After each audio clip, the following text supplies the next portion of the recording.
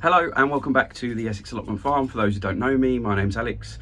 We're on the farm today. I am the founder of the Essex Allotment farm, which is a market garden producing organic vegetables direct to end consumer through a vegetable service and farmers markets in and around Chelmsford in Essex. Anyway, today is Monday of half term, and because I've got a little bit more of a relaxed week because I'm looking after my little boy, this is him now. What we got in there, boy? Millions of gloves. I will plan on vlogging a few times this week and just taking you through some of the odd jobs and yeah, effectively vlogging my farm on the week.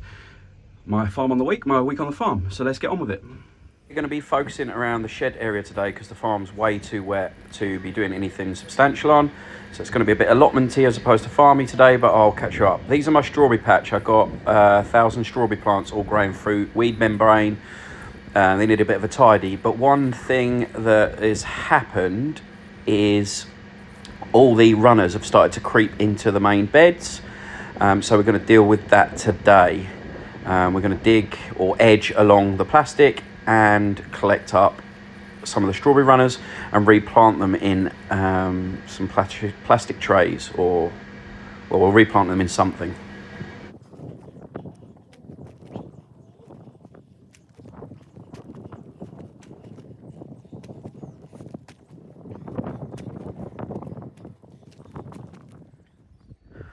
So I've edged all the way down along the edge of the plastic and I've just turned it all over into the bed. This is the only digging I really do, so being a regenerative farm, it involves lots of no-dig principles. Anyway, these clumps of soil that I've sort of turned over are full of strawberry runners that have self-rooted over the edge of the plastic and into the main bed. So we're going to go along and pick all those up now. So I'm pretty lucky. I've got a couple of helpers on the farm today, a couple of family members. My little boy you've already met. My mum's up here helping, who won't be on camera. She likes helping once a week, getting outside. So what I'm going to do while they're collecting all those strawberry plants is fill up some of these plastic crates, and we're going to plant these in them. So I've put some old rotted straw that was laying about, a straw bale in the bottom, just trying to hold in some of the mud because I haven't got any cardboard. And then I'm going to top them up with the last bit of compost, or self-made compost, which was in that pile you just saw at the beginning of this clip. And yeah, we'll fill those up with a nice thick layer of compost and we'll plant the strawberries in the top of them, and that's the plan.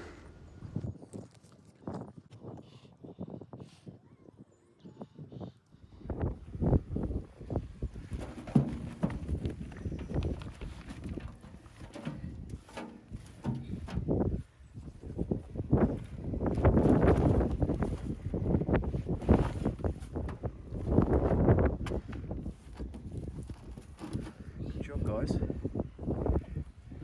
Right, so change of plan. As you can just see, there's way more runners, rooted runners, little baby strawberry plants than I thought. It's probably upwards of about 100 in just one bed, and I've got 3 beds, so that's to rethink. I don't want to do so many of those black trays you've just seen me fill up with up to 300 runners. So one of the long-term plans was to move 3 of my pallet collared raised beds and plant my fruit trees in them, like 1 per, and then have flowers around the base of the fruit trees.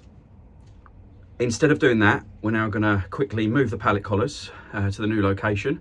We're going to plant the trees into them as planned, but then we're going to put these strawberry runners around the base as opposed to wildflowers or any kind of flowered seed mix. We were thinking wildflowers or dahlias, but now we're going to go strawberry plants. We're moving these abandoned pallet collars, which you can see here, there's 1 left to move. We've already done 2 of them. And we're going to move them into a new location, reuse the compost and save some of the herbs. And this is how we've gotten so far. So what we've done is we've moved 2 of the pallet collars and 2 of the fruit trees that were planted next to them. I've put some well-rotted manure to fill the bulk of these pallet collars up, and I've still got more to put in both of these beds. We're also going to move the 3rd one and put it to the right hand side here, even though we haven't got a fruit tree yet. And if I skip forward, this is us. So this is a bit further on. We've got all 3 of them down. I've weed membraned this last one because it's on a really weedy patch, but I haven't done it with the other 2. And I've top dressed the first one, ready for the strawberries to be planted around the base of the fruit tree. Having a break, boy? Are you having fun at the farm? Well, some of us were breaking, others were working, and here we are with all 3 pallet collars down, all filled with manure and top dressed with finished compost. And then we've squeezed 50 tiny little strawberry plants in each of these collars. Obviously, long term, there won't be that many in there, but we want to just grow these on. Some of them might replace some of the strawberries in the main beds. Effectively, I don't really know what I'm going to do with them, but I didn't want to waste them. So they can live here for a good few months and establish into proper plants. We might move them again. Both apple trees have been moved, and we've taken these herbs out of the sort of coochie grass raised beds when we moved them. We've split up the oregano and put them in the crates temporarily until we create a new main herb bed on the main bit of the farm. And yeah, that's the job that we got done this afternoon. So if you watch my last vlog on planting horseradish, you'll know this first raised bed that we've just gone past is now horseradish. These 2 have stayed the same. But I mentioned when we get down onto this, further down this video, the mint needed some dealing with. The chives are looking great. Again, we're going to split those up and plant them in the main beds. This is just like a nursery bringing on area, but that was explained in the other vlog.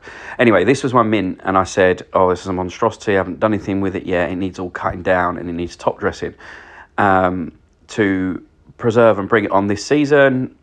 Keep the mint as well as the horseradish in these beds permanently, because it helps stop them spreading all over the farm. Anyway, this is the next job, so let's crack on. So the first one's dealt with. My mum's kindly chopped all that back. I've gone and collected some well-rotted manure, and I'm just going to top dress it while she cracks on with that one. Shouldn't laugh, really. It's a great help and a job that I hate doing, clearly, because I put it off so long. Okay, so mum's done that final bed and cut it all back. The mint's looking fantastic. It's all just coming up with a fresh new growth. So it'll do well to have a nice top dress in. So if we take you back up the other end, that's now the horseradish bed. They're going to be moved. These chives are going to be moved, as we just talked about. And now we've got 2 fresh beds of mint with a nice top dressing of manure. And while we've been doing that... All right, my helper's got the first coat. How are we getting on? How are we getting on, helpers? Right, so that's an example of why you've got to be a little bit adaptable. Obviously, we started out with a plan, like I said, to pull up collect all those strawberry runners and plants that had self-rooted and put them into those plastic crates, but it quickly became evident that that would never be enough space. So we've intensively planted them in those raised beds. We've moved those raised beds, we've flattened the ground where they are, we've given them all a good weed, we've split up the herbs. Just all these jobs followed on from one another and meant that we had to be here for a little bit longer, but we got loads done. So yeah, I'm really happy with a productive day. Oh, look what we've got on here. Enjoying your crisps? You had a good day at the farm? Do you want to say anything? Say bye. Bye. See you next time. Bye, bye, bye, bye.